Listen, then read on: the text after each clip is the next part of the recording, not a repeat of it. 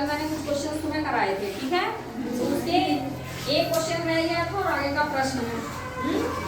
तो प्रश्न रह गया था हमारा, पीजी को पूछताछ केंद्र क्यों बंद करना पड़ा? ठीक है, क्यों बंद करना पड़ा था? क्योंकि हम शर्त लगाने लगे थे कि चलो शर्त लगाते हैं। तो शर्त लगाने के लिए जब ये आ गया कि अब शर्त ही लगानी है, तो इसीलिए बंद करना पड़ा था।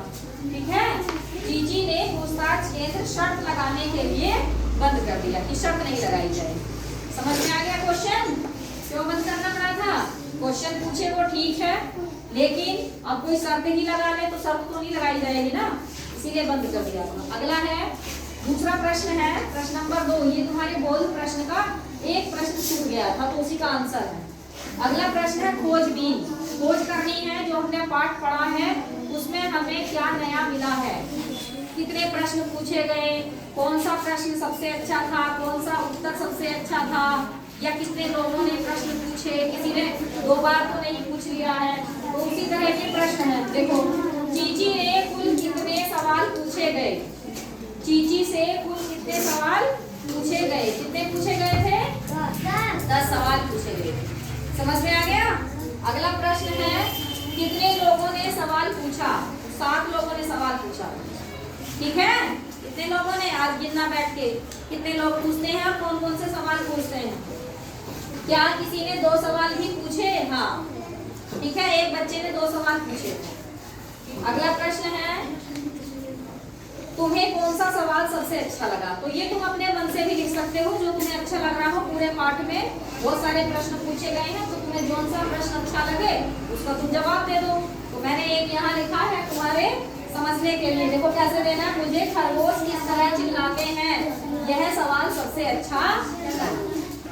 ठीक है, कौन सा कि खरगोश किस तरह चिल्लाते हैं, मुझे यह सवाल सबसे अच्छा लगा।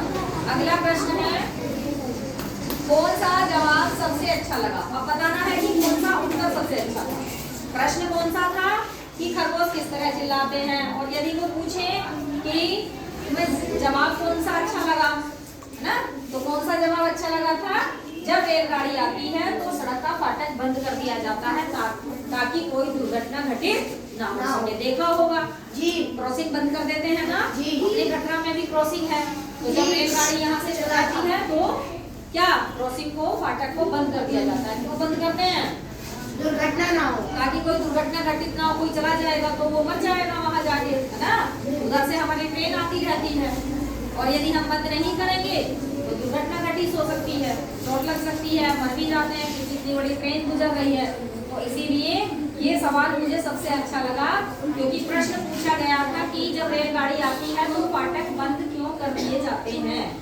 ये हमारा प्रश्न था, तो उसका आंसर दिया गया है। यदि तुम्हें इसमें से कि जब रेलगाड़ी आती है तो सड़क का फाटक बंद कर दिया जाता है ताकि कोई दुर्घटना घटित ना हो।